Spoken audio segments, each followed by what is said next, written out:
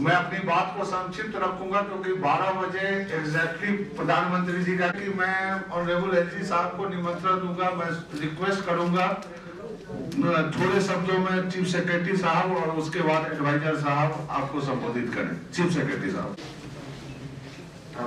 परमादरणीय LG Manoj Sinha साहब,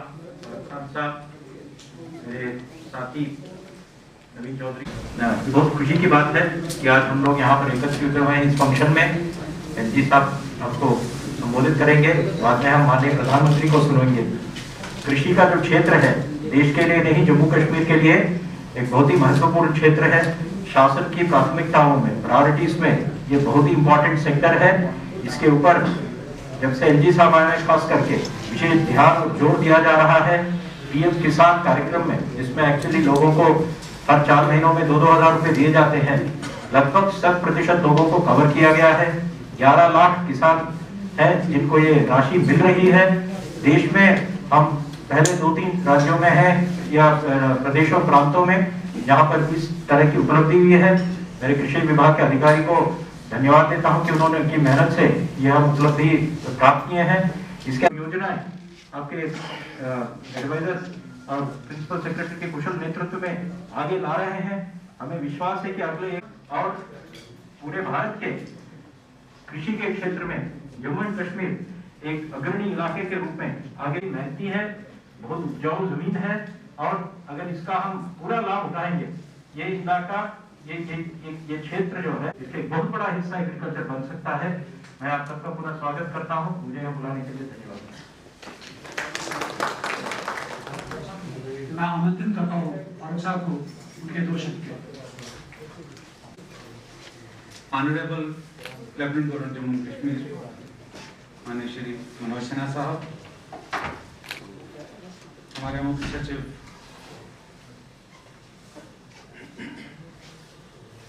उनके साथी मिनिस्टर जम्मू, एग्रीकल्चर डिपार्टमेंट के सीनियर अफसरान जो बैठे हैं, उनकी टीम और खास प्रधानमंत्री जी का जो ये मिशन चल रहा है किसान सम्मान निधि का, इसमें भी जो अपने सामने से ही रिलीज करवाएंगे। धन्यवाद। जय हिंद। अब मैं इस कार्यक्रम के मुख्य हमारे एडवाइजर श्री फारूक खान साहब, जम्मू कश्मीर यूटी के chief secretary Shri BVR Subrahmanyam ji, principal secretary agriculture Shri Naveen Choudhary ji, Jammu के डिविजनल कमिश्नर श्री संजीव वर्मा जी, इस सभागार में उपस्थित सभी किसान बहनों भाइयों, कृषि विभाग के हमारे सभी अधिकारी, कृषि वैज्ञानिक तथा मित्रों,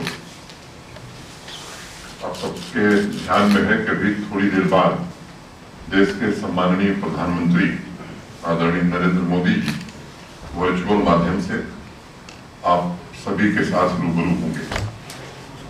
जैसा नवीन चौधरी जी ने बताया, किसान सम्मान निधि के तहत आज देश के 9 करोड़ किसानों को 18,000 करोड़ रुपए से अधिक की राशि सीधे हस्तांतरित की जाएगी। आप सबको मालूम है कि प्रधानमंत्री जी ने किसान सम्मान निधि योजना के जरिए किसान भाइयों के खाते में वित्तीय लाभ पहुंचाने की एक नई मुहिम इस देश में प्रारंभ की थी, जिसके द्वारा पूरे देश में 90,000 करोड़ रुपया अभी तक सीधे किसानों के खाते में जा चुका है। आपको जानकर ये खुशी भी होगी कि जम्मू कश्मीर के किसान भाइयों के लिए अब तक 1132 करोड़ रुपए इस योजना के अंतर्गत दिया जा चुका है। और मुझे अत्यंत प्रसन्नता है कि हमारे चीफ सेक्रेटरी और प्रिंसिपल सेक्रेटरी एग्रीकल्चर के नेतृत्व में और कृषि विभाग के नेतृत्व में ये अकेला क्षेत्र है जहां लगभग 100% किसानों को किसान सम्मान निधि का लाभ मिल रहा है। कहीं बाकी राज्यों से अगर तुलना करेंगे तो कहीं 80%, कहीं 85%, लेकिन शायद हमारे यहाँ कोई इक्का दुक्का किसान होगा जो छूट गया हो, नहीं तो प्रयास करके इन लोगों ने सभी किसानों को ये लाभ पहुंचाने का काम किया है। आपके ध्यान में ये भी बात हुई कि जब ये योजना शुरू हुई थी तो उन्हीं किसानों को ये लाभ मिलता था जिनके पास 2 हेक्टेयर की भूमि होती थी। लेकिन अब 1 जून 2019 से उस शर्त को भी हटा दिया गया। देश के जितने किसान हैं, हर किसान परिवार को ये लाभ मिल रहा है। विवरण में मैं नहीं जाना चाहता हूं, लेकिन एक बात मैं जरूर कहना चाहता हूं, जैसा हमारे चीफ सेक्रेटरी ने कहा, हम बड़े जिम्मेदारी से आपको विश्वास दिलाना चाहते हैं कि जम्मू कश्मीर का प्रशासन किसान और उसके परिवार की सहायता करने में कभी पीछे नहीं हटेगा। अधिकतम बजट में प्रोविजन हम कृषि क्षेत्र के लिए और किसानों के लिए करेंगे और हम हृदय से चाहते हैं कि किसानों की आमदनी जो प्रधानमंत्री जी कहते हैं दुगनी हो। यहाँ जो संभावना दिख रही है वो 3 गुनी 4 गुनी बढ़ने में भी कोई दिक्कत मुझे नजर में नहीं आती है। मुझे लगता है कि किसानों की सेवा ही सच्ची राष्ट्र सेवा है और प्रधानमंत्री जी ने भारत सरकार ने अनेक इस तरह की योजनाएं शुरू की हैं जो किसान हित में, खेती के हित में है। और जब उनको आप सुनेंगे तो मुझे लगता है मुझे बयान करने की जरूरत नहीं है, खुद ब खुद आप रूबरू होंगे। पिछले 3 महीने में जम्मू के इस किसान केंद्र में मैं दूसरी बार आ रहा। पहली बार आया था जब इसका उद्घाटन करने का मुझे सौभाग्य प्राप्त हुआ था। तब से उस दिन चर्चा हुई थी नवीन चौधरी जी से कि यहाँ के किसानों को ट्रैक्टर जम्मू कश्मीर प्रशासन द्वारा उपलब्ध कराया जाए और वो योजना प्रारंभ हो गई है। नवीन जी चाहते थे कि आज ही वो भी कार्यक्रम रखा जाए। हमने उनसे आग्रह किया कि आज रहने दीजिए, आज एक राष्ट्र का कार्यक्रम है, पूरे देश का कार्यक्रम है। किसी दूसरे दिन जो किसान जम्मू क्षेत्र के और जो किसान कश्मीर क्षेत्र के सीधे जम्मू कश्मीर प्रशासन की पहल पर कृषि के लिए ट्रैक्टर पाने वाले हैं और जो उपकरण हम उपलब्ध करा रहे हैं, वो दूसरा कार्यक्रम हम करेंगे। और अभी इस वित्तीय वर्ष में हमने 500 ट्रैक्टर का लक्ष्य रखा है। जरूरत होगी तो इसे आगे बढ़ाएंगे भी और उसमें 2 लाख सब्सिडी जम्मू कश्मीर प्रशासन दे रहा है। पावर टिलर हो, पैडी प्लांटर हो, थ्रेसर हो, ये भी अनेक लोगों को उपलब्ध कराए गए हैं और आने वाले दिनों में ये संख्या हम निरंतर बढ़ाने वाले हैं। मुझे बताया गया है कि स्मॉल और मार्जिनल फार्मर्स के लिए कृषि विभाग ने कस्टम हायरिंग सेंटर भी तैयार किए हैं ताकि जो महंगी मशीनें हैं वह उनको इस्तेमाल करने के लिए उपलब्ध कराई जा सके। मित्रों, जम्मू कश्मीर की लगभग 70% आबादी कृषि और एलाइड सेक्टर पर निर्भर है और पहले दिन से हर कार्यक्रम में, हर बैठक में हम लोग साफ तौर पर कह रहे हैं, बदलते वैश्विक परिदृश्य में हमें इस यूनियन टेरिटरी के लिए किन किन चीजों की आवश्यकता है। मैं मानता हूं कि अत्याधुनिक भंडारण सुविधाओं की आवश्यकता है जिस पर हम लोग काम कर रहे हैं और मुझे विश्वास है कि इंडस्ट्रियल पॉलिसी जल्द ही जम्मू कश्मीर की भारत सरकार माननीय प्रधानमंत्री जी की अध्यक्षता वाली कैबिनेट स्वीकृति प्रदान करेगी। तो केवल देशी नहीं, बाहर के भी लोग आकर के इस क्षेत्र में रुचि लेंगे और अच्छे भंडारण का इंतजाम यहाँ हो सकेगा। खाद्य प्रसंस्करण के लिए या कोल्ड स्टोरेज और कोल्ड चेन, ये सब आने वाले दिनों में भारी मात्रा में जम्मू कश्मीर में बनने वाले हैं। हम लोग भी कृषि विशेषज्ञों से, कृषि वैज्ञानिकों से मिलते हैं, चर्चा करते हैं। कुछ दिन पहले जम्मू कृषि विश्वविद्यालय के कुलपति शर्मा जी से मेरी भेंट हुई थी। उन्होंने मुझे बताया कि जम्मू के कई इलाकों में हींग, हल्दी की खेती की अपार संभावना है और उन्होंने खुद कुछ ऐसी जगहों का जिक्र भी मुझसे किया। किस उपज के लिए कौन सी मिट्टी अनुकूल होगी, मुझे लगता है कि इसका सर्वेक्षण अब आवश्यक हो गया है और कृषि विश्वविद्यालय जो हमारे यहाँ है या कृषि विज्ञान केंद्र जो है, उनसे नवीन चौधरी जी, हमारे प्रशासन के लोग, हम खुद भी ये संपर्क कर रहे हैं। इसका एक बड़ा अभियान चला करके किसानों को इस बात की जानकारी मुकम्मल तौर पर दी जाए ताकि आने वाले दिनों में उन्हें लाभ मिल सके। डेयरी से जुड़े हमारे जो जम्मू के कुलभूषण खजूरिया जी, जिस फोकस तरीके से डेयरी यूनिट पर उन्होंने काम किया और आज वे वर्मी कंपोस्ट और पशुओं के लिए चारा उत्पादन का संयंत्र भी लगा चुके हैं, ऐसे अनेक खजूरिया जम्मू कश्मीर में पैदा हो। खजूरिया जी का तो मैं हृदय से अभिनंदन करता ही हूँ। आप सबसे भी आग्रह करता हूँ कि ऐसे अनेक खजूरिया की जरूरत है जम्मू कश्मीर को, जो इस दिशा में आगे बढ़ सके। और ये मैं मानता हूँ कि उन्होंने मिल्क एटीएम भी लगाई है। ये लोग प्रेरणा के स्रोत हैं और केवल हमारे लिए, आपके लिए नहीं, मैं समझता हूँ कि देश इन पर गर्व करता है, जम्मू कश्मीर तो गर्व करता ही है। आज की तारीख में मुझे बताया गया है कि उनकी आमदनी 3 लाख रुपए है। जब मैं कृषि पर बात करता हूं तो बार बार मुझे लगता है कि अलाइड सेक्टर पर बात करना उतना ही जरूरी है, क्योंकि बिना उसके मैं नहीं मानता हूं कि पूरी तरह से खेती को या कृषि को हम विकसित कर सकते हैं। और ये काम मित्रों आप भी कर सकते हैं, किसान भाइयों, मुझे लगता है कि ये काम आप भी कर सकते हैं। चारा और चारा विकास की योजनाएं यहाँ तेज गति से आगे बढ़े, इसके लिए जम्मू कश्मीर प्रशासन ने 50% सब्सिडी देने का फैसला किया है।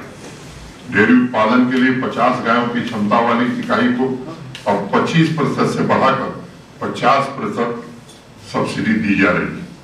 इसके अलावा अगर मिल्क चिलिंग प्रोसेसिंग इकाई आप लगाना चाहते हैं तब भी आपको 50% अतिरिक्त सब्सिडी की व्यवस्था की गई।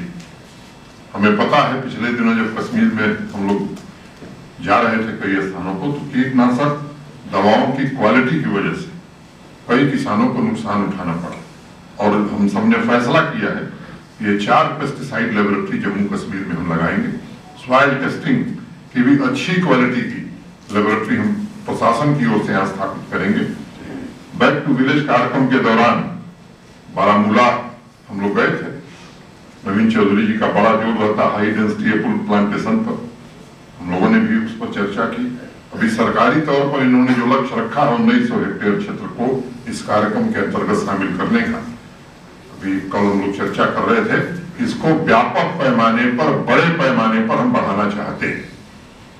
और पहले जो भूमि कानून थे यहाँ के, उसमें कठिनाई थी, उसमें व्यवस्था थी कि एप्पल ऑर्चिड लगाने के लिए भी और काटने के लिए, दोनों के लिए सरकार की अनुमति चाहिए। मुझे लगता है कि एक क्रांतिकारी कदम नए लैंड लॉ में व्यवस्था की गई है कि अब किसी किसान को एप्पल ऑर्चिड लगाने के लिए किसी भी परमिशन की जरूरत नहीं है। ये काम पिछले दिनों भारत सरकार के निर्देश पर हमारे प्रशासन ने किया।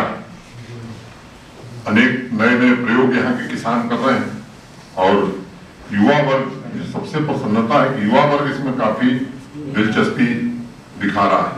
नवीन चौधरी जी ने मुझे बताया कि एक्सोटिक वेजिटेबल्स की भी खेती यहाँ लोग कर रहे हैं, जिसकी मांग शहरों में बहुत ज्यादा बढ़ी है। Indian institute of science Bangalore की ग्रेजुएट इंसा रसूल ने ऑर्गेनिक फार्मिंग में नए प्रयोग किए और अन्य किसानों की मदद के लिए सीड बैंक तैयार किया और वो खुद हाई डेंसिटी फार्मिंग पर काम कर रही हैं। एक तरफ कश्मीर डिवीजन की इंसा हमारे लिए प्रेरणा स्रोत हैं, तो वहीं दूसरी तरफ सुंदर बनी रजौरी के चमन लाल हैं, जिन्होंने मात्र 1.5 हेक्टेयर में एक्सोटिक वेजिटेबल की खेती करके 8 लाख रुपए कमाए और 2 अन्य लोगों को भी रोजगार दिया। सुविधाओं और आधुनिक विधियों की कमी नहीं, और मैं यह विश्वास दिलाना चाहता हूं कि किसान भाइयों को उनके पैरों पर खड़ा करने के लिए, मूलभूत सुविधाओं को उपलब्ध कराने के लिए जो भी जम्मू कश्मीर का प्रशासन कर सकेगा वो निश्चित रूप से किया जाएगा। आज आवश्यकता है हाई डेंसिटी प्लांटेशन, डाइवर्सिफिकेशन और इंटरक्रॉप, इन चीजों पर विशेष रूप से ध्यान देने की आवश्यकता है। मैं आपको सफी शेख के बारे में बताना चाहूंगा। આ વર્ષે અમારે ખાતર દવાઓનો ખર્ચો નીકળી જાય છે કે તેનાથી સમયસર દવાઓ અને ખાતર મળવાથી ઉત્પાદકો અમને આ વર્ષે લાભ છે. ఇప్పుడు మాకు నేరుగా వచ్చినందున ఈ ప్రజలు మాకు మంచి అవసరం పడుతున్నది. ఈ పథకం ప్రవేశపెట్టిన ప్రైమ్ మినిస్టర్ గారికి నా యొక్క నమస్కారాలు. उधर कोरोना काल में लॉकडाउन के दौरान राशि किसानों को न किसी के सामने झुकने दिया और न ही उनके कृषि कार्य को रोकने दिया। लॉकडाउन में हमें समय से पैसा आया बाकी हमें जो लॉकडाउन में जैसा और आज ये एक ऐतिहासिक क्षण है जब 9 करोड़ भूजोग कृषक परिवारों के खातों में 18,000 लाभार्थियों की ये संख्या कई देशों की कुल आबादी से भी कहीं ज्यादा है। अंतरण के माध्यम से 9 करोड़ से अधिक किसानों को 18,000 करोड़ रुपए से अधिक की धनराशि जारी करें। यह राशि लाभार्थियों के बैंक खातों में आज ही तत्काल अंतरित हो जाएगी।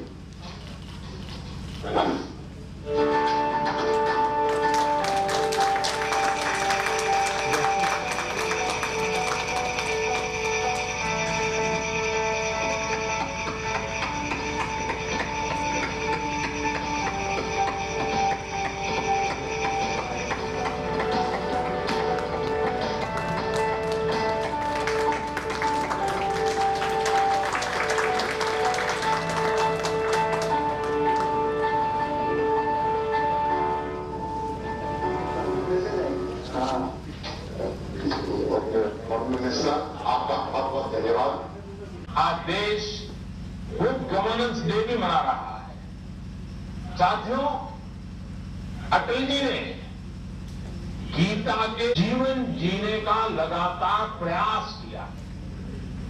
गीता में कहा गया है स्वे स्वे कर्मणि नव, यानी जो अपने स्वाभाविक कर्मों को तत्परता से करता है उसे सिद्धि मिलती है।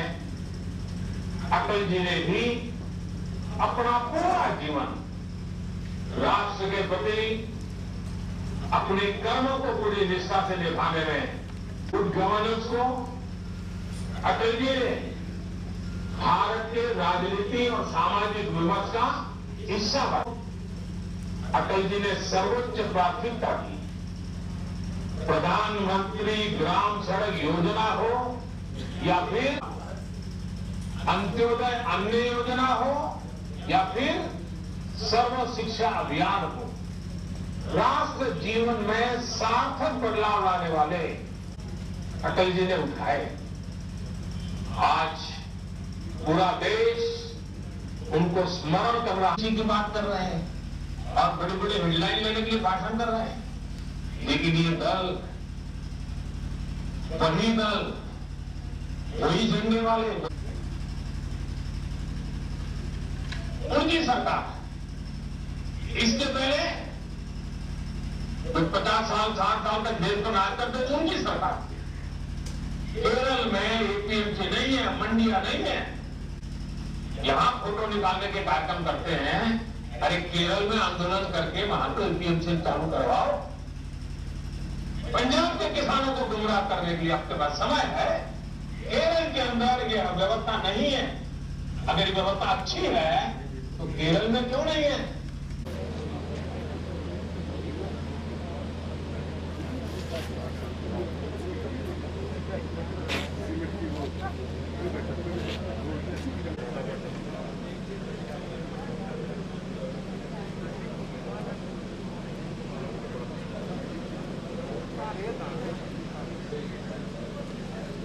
जय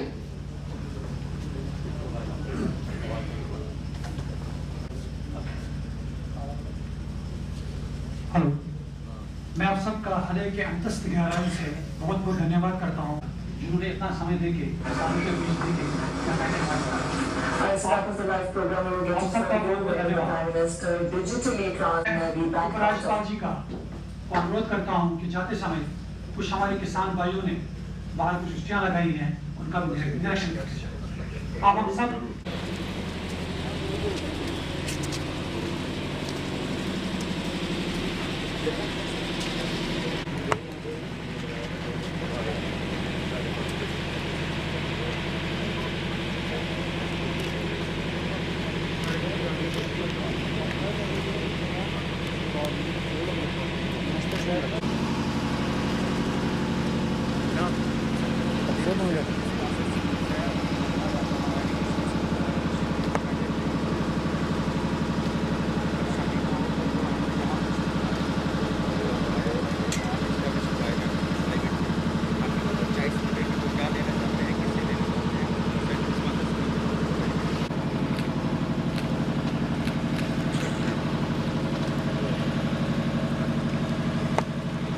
सब मेरा ऑर्गेनिक है।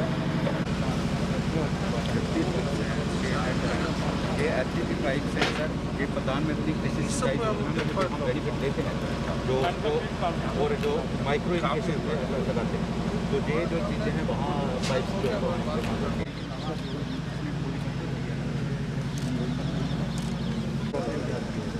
नॉर्मली हम एक बढ़िया 12 महीने में 12 क्रॉपें भी ली जाती हैं और सीजनल भी चलती है। देते हैं बैग देते हैं, बकरे बैग्स देते हैं, अब तो ये हम खुद बना के देते हैं, पर अभी जो 2.5 लाख के करीब जो बैग हैं वो बाहर से आते हैं, तो हम इसको बढ़ावा दे रहे हैं कि इसको हम खुद इधर से कर सकते हैं। ये सर हमारी पायरीज हैं, तो उनसे जो आया हुआ है उसको हम भी जो है पैकिंग करते हैं और इसको जो है वो नो कप नो लाख का जो है और जो हमारे लोग हैं टेक्निकल लोग हैं उन्होंने कुछ design this is very important, ये काम करना है, ये जो एंटरप्रेन्योर, तो इसने सर वैल्यू एडिशन की है, इसका कोई जी सर। हाँ, तो सर ये आप केजी का जब वैल्यू एडिशन करता है तो ये 600 बार लाना चाहूँगा ये सर ये हमारा एक हमारा किसी यूनिक थिंग पर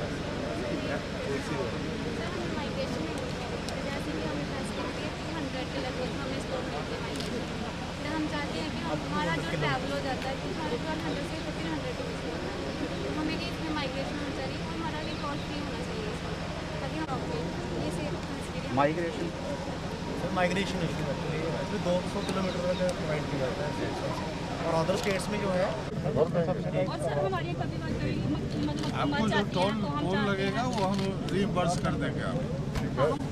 चिंता नहीं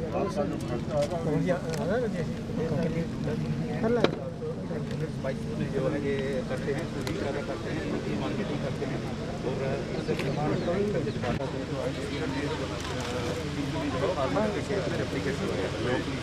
ब्रोकली वेरी सक्सेसफुल।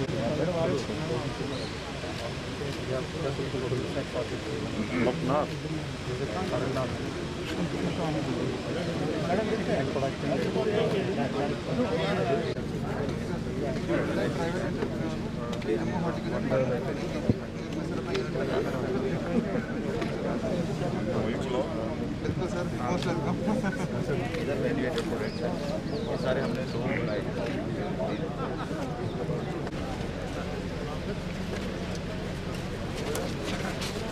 कोई अब उनके मन में भ्रम रहना चाहिए और जिस तरीके की सियासत चल रही है इस किसान आंदोलन को भी आगे करता हूँ। मुझे लगता है क्योंकि सियासत की गुंजाइश कम हो गई है, किसान